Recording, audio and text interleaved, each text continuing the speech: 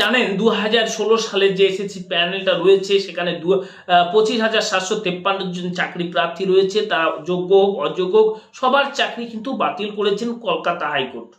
এই রায়কে চ্যালেঞ্জ করে আমাদের রাজ্য সরকার অর্থাৎ মুখ্যমন্ত্রী কিন্তু সোজাসুজি সুপ্রিম কোর্টে দৌড় মেরেছেন এবং সেখান থেকে কল্যাণ বন্দ্যোপাধ্যায় একজন আইনজীবী এবং আমাদের তৃণমূল কংগ্রেসের একজন সংসদ তিনি এখানে দাবি করেছেন যে এই রায়কে আমরা চ্যালেঞ্জ করে সুপ্রিম কোর্টে যাচ্ছি। আমরা 5 মিনিটে, বন্ধুরা ভাবুন, 5 মিনিটে স্টে অর্ডার নিয়ে আসবো। যারা চাকরি প্রার্থী রয়েছে তাদের কোনো টেনশন নেই, স্টে অর্ডারটা মানে স্থগিতাদেশ, এবং যারা এই যে চাকরি হারিয়েছেন তারা আবার চাকরি ফিরে পাবেন।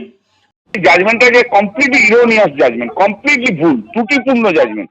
এই জাজমেন্ট থাকতে পারে না। কারোর বিরুদ্ধে অভিযোগ ছিল, কারোর বিরুদ্ধে অভিযোগ 75% অভিযোগ ছিল না, তাহলে এই কি করে হয় এই জাজমেন্ট? সবাইকার প্যানেল ক্যান্সেল। ভারতীয় জনতা পার্টি সবাইকে চাকরি খেতে চাইছে, যেখানে দেশে এত আনএমপ্লয়মেন্ট, বিজেপি চাইছে চাকরি সবাইকার কাক। বাঙালির ঘরে চাকরি যা চলে যাক যে কোনো উপায়ে, এটাতেই বিজেপি খুশি হবে। এটা সুপ্রিম কোর্টে 5 মিনিটে স্টে হবে। আর যারা শিক্ষকরা কাজ করছে আমি তাদের কাছে জানাচ্ছি যে আপনারা নিশ্চিন্তে মনে থাকুন, জাজমেন্ট সম্পূর্ণ ভুল জাজমেন্ট। এই জাজমেন্ট সুপ্রিম কোর্টে ইমিডিয়েটলি স্টে হবে। বন্ধুরা, সুপ্রিম কোর্টে গিয়েও কিন্তু এবার ধাক্কা খেয়েছেন আমাদের রাজ্য সরকার। এখানে কিছু প্রশ্ন ছুড়ে দিয়েছেন দেওয়াই চন্দ্রচূড়, একদম প্রধান বিচারপতি, আমাদের দেশের শীর্ষ বিচারপতি। তিনি বলে তার যেটা প্রশ্ন বিচারপতির আজকে আমরা জানবো, মন্তব্য বিচারপতির, এবং পরবর্তী যে শুনানি সোমবার রয়েছে সেই বিষয়ে জানবো সোমবার শুনানি কি হতে পারে, এবং চন্দ্রচূড় যে রয়েছেন তিনি কি মন্তব্য করেছেন এবং কি প্রশ্ন করেছেন। বন্ধুরা, আগে আপনাদের বলবো, বিচারপতির প্রশ্ন ছিল, এসএসসির আইনজীবী রাকেশ দ্বিবেদী আদালতের প্রশ্ন তুলেন, জানান 8,000 জনের নিয়োগ বেআইনিভাবে হলেও 23,000 চাকরি কেন বাতিল করা হবে।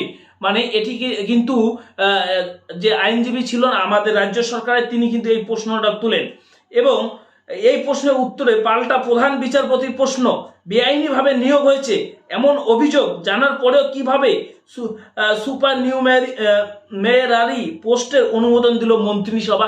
এখানে কিন্তু মন্ত্রিসভারও কিন্তু যারা সদস্য রয়েছেন একটা ভয় চলে আসছে।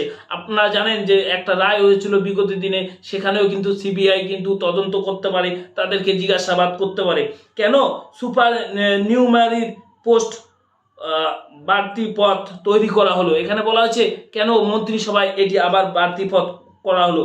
এবারে আবার যেটি মন্তব্য করেছেন বিচারপতি, একদম বিচারপতি মন্তব্য করে শুনানিতে প্রধান বিচারপতি দেওয়াই চন্দ্রচূড় বলেন, প্যানেলের বাইরে নিয়োগ করা হয়েছে, এটা তো সম্পূর্ণ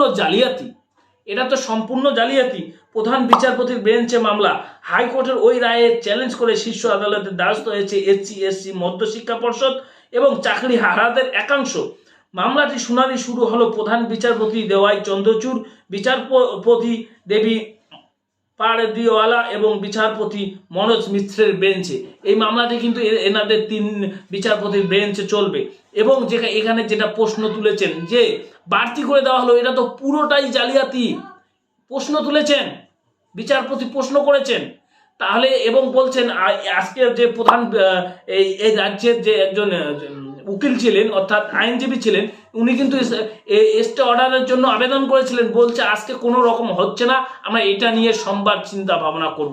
বন্ধুরা, সোমবার যে কি হবে, যারা চাকরি হারা রয়েছে তারা তো দুশ্চিন্তার মধ্যে রয়েছে, তাদের ফ্যামিলির অবস্থা ভালো নয়, তাদের আত্মীয় স্বজনের অবস্থা ভালো নয়। এখানে কথা হচ্ছে আমাদের দেখতে হবে যে এখানে কারো সর্বনাশ, কারো পুষমাস, এটা নিয়ে কে রাজনীতি করছে। ভালো মন্দ দুই জায়গায় আছে, কিন্তু মন্দটা ভালোর জন্য মন্দটা খারাপ, আর মন্দর জন্য কিন্তু ভালোটা খারাপ। এখানে দেখা গেল এই খারাপদের বাতিল করতে গিয়ে কিন্তু মন্দরা যারা ভালো রয়েছে তাদের খারাপ হলো, এবং ভালোদের জন্য কিন্তু খারাপ হয়ে গেল। এখানে আপনাদের একটু চিন্তা করতে হবে, যারা রয়েছেন, যারা ভিডিওটি দেখছেন, আপনাদের মতামত অবশ্যই কমেন্ট বক্সে লিখবেন। এই যে মন্ত্রিসভায় যদি একবার হাত দেয় তাহলে কিন্তু এটা একটা বিপরীত হতে পারে। এখানে কিন্তু একটা বিশাল বড় ধাক্কা গেল আমাদের রাজ্য সরকারের মুখ্যমন্ত্রী।